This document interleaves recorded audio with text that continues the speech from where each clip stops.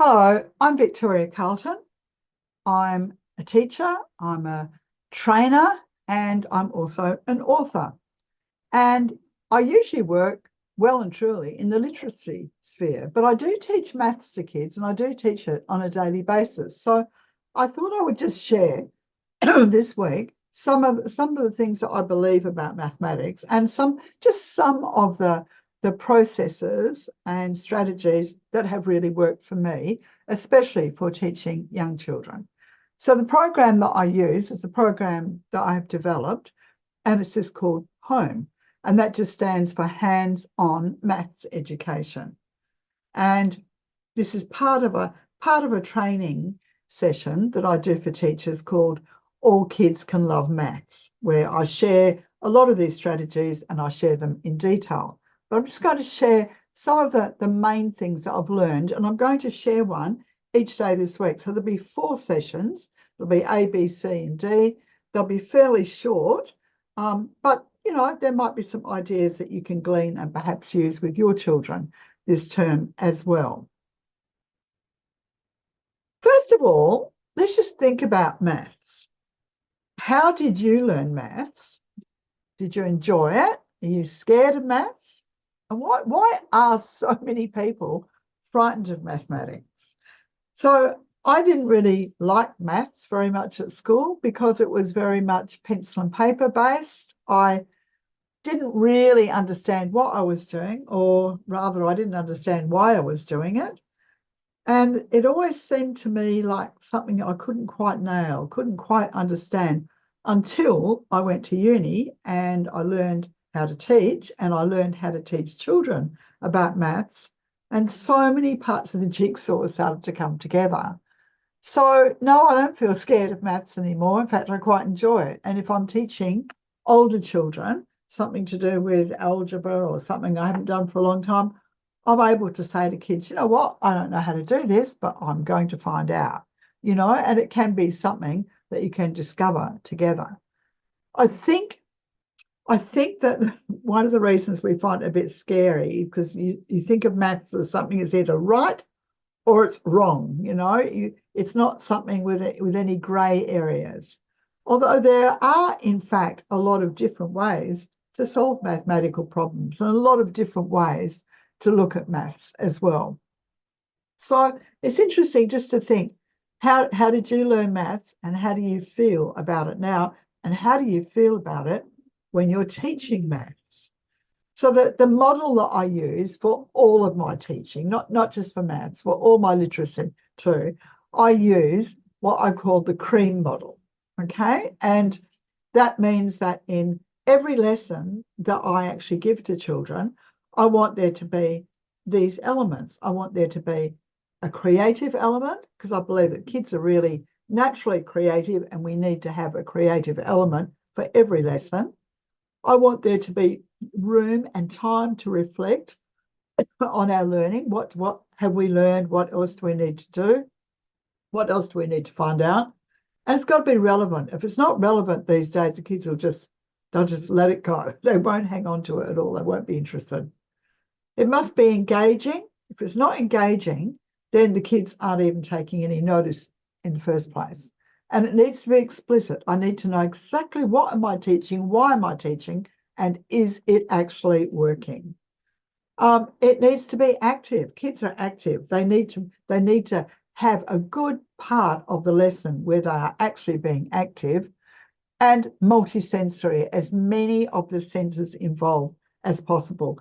And that really, really does apply to mathematics. We want kids to understand it deeply.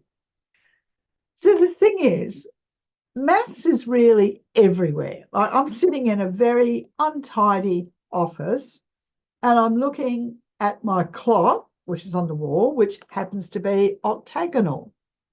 And I'm looking at the intervals, around the hours and looking at how they're exactly the same distance between 1 hour and the next hour. I've got a TV up on the wall that is rectangular. It's got 4 right angles.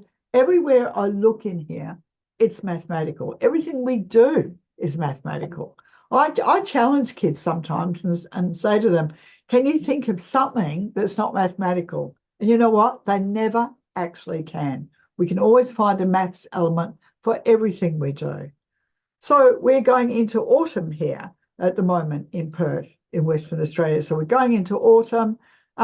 Maths is reflected in the rhythms of the seasons. So maths is all about the patterns in our world. It's about order and harmony. And of course, those things actually help us to feel really quite secure. So there's actually a feelings and emotions component to mathematics. We really need to make it relevant for kids. It really needs to be relevant. And I do truly believe that all kids can succeed at maths. Of course, some will naturally be a lot better. You know, some might take longer to catch on to certain concepts. Some might take 10 times as long to learn their times tables, but eventually we can get there. And so we use maths every day. So I discuss this with the kids, like even to tell us what time to get up. You know, we look at our watches, we look at the clock, what time do we get up? How much longer have I got to sleep? Have I got another hour left? Um, just getting out of bed. We estimate, you know, with our legs, how far is it to get to the floor? We turn the tap on. If we want to wash our face, clean our teeth, we know how far to turn that tap on so that we don't get water, you know, going all over us. So we're learning about how far we actually turn the tap. We measure the cereal in our bowls so they don't spill over. Pretty much everything we do from the moment that we wake up is mathematical. And when you think about it, when you look around your house and you think about the activities that you do as a teacher or a parent, or many of you, of course, are both, cooking. If you don't apply some maths to your cooking, you will get some very, very interesting results. And boy, have I really proven that. At the moment, I'm trying to work hard on a particular cake I want to make with some children this week. And I'm having to really look at the maths component of this, because if not, it will be a complete disaster. And I want them to learn about the maths part of it as we actually make the cake. So cooking, decorating the house. When you're decorating a house, you need to know about the area. How much paint will I need? How much wallpaper will I need? All of those sorts of things. Even filling the car with petrol. You know, have I got enough left in my account to actually fill my tank up? Shopping, rounding off the items that you're buying so you've got a rough idea when you get to the checkout of what you're actually going to be paying for. Folding things up, whether it be laundry or napkins, or, you know, managing our money, managing our finances.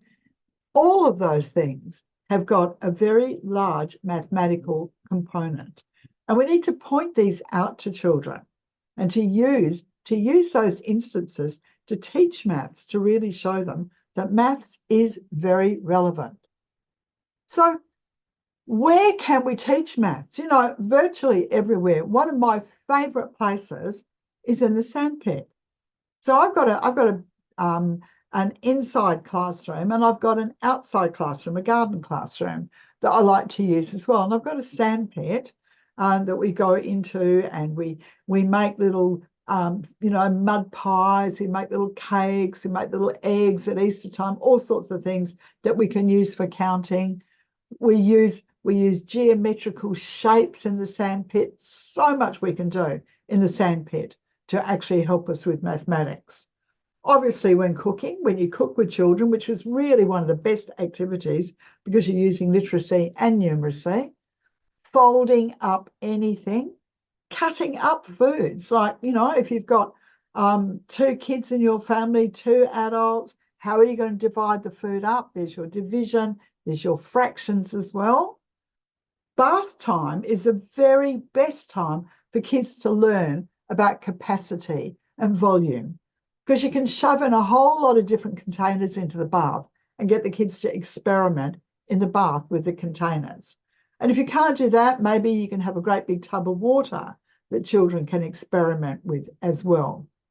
Because if they don't get to actually touch those things and do those things, then they're not really learning what capacity and volume really means. When I get older kids who hate maths, and believe you me, I get a lot of them, then we do things like looking at football scores, the cricket scores, those sorts of things, and looking at, tailoring our maths program around those, something they're interested in, looking at bus timetables, looking at train timetables. You see, whenever you are tidying and organizing materials, either in your home or in your classroom, you are really teaching kids about mathematics.